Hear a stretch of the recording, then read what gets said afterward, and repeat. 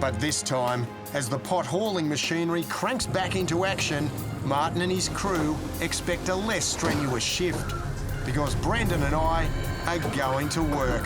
The first pots are coming up, so the moment has come for the rookies to spell the pros. Wow, they're working so fast, these guys, but we're going to have a go. What do you reckon? Let's have a crack. Oh, Ockie already. You want to give that a crack? On the table, the middle. Well, that's good. First one out of first trap. And just another 49 pots to work our way through. So these go In that way. long side in first. Get across here.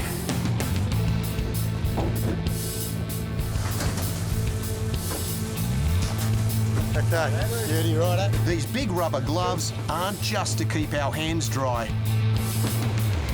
They're protection against bites from the deadly venomous blue-ringed octopus that often come up with the weed and sand. Oh, look out.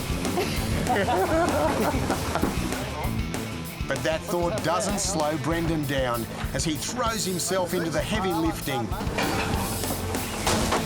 There he is. And I'm into the swing of it as well. There you go, Brendan. It's hard to imagine that this huge mass of tentacles was as small as a 5-cent piece less than a year ago. But that's how fast these ockies grow. Throw him up, give him a go.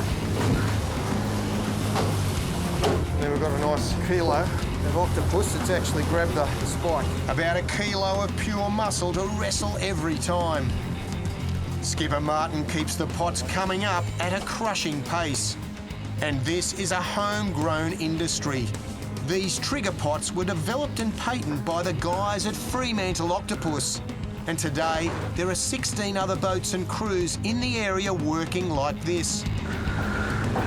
Hey, that's the way. And native sand groper Brendan is loving it. That's crazy, isn't it? But the sea's lumping up, the boat's rolling much more, and I wonder how long he and I can keep this up. The pros don't seem to notice the worsening conditions. This is still well within their comfort zone, and they have catch targets to reach. Aliens. The octopus they catch is sent overseas in such large volume that there's now a regular marine container run from Freo to New York. This is hard work. What do you reckon, mate? Mate.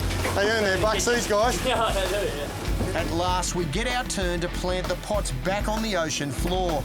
And if anything, the work pace intensifies.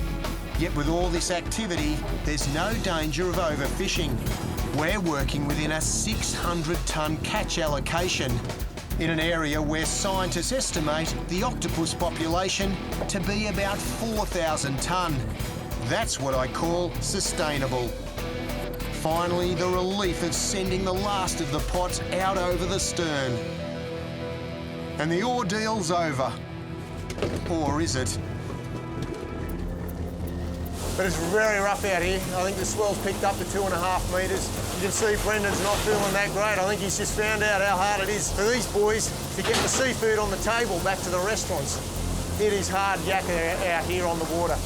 These guys really earn their pay. And Brendan has really earned his pain. Let's hope he recovers quickly, because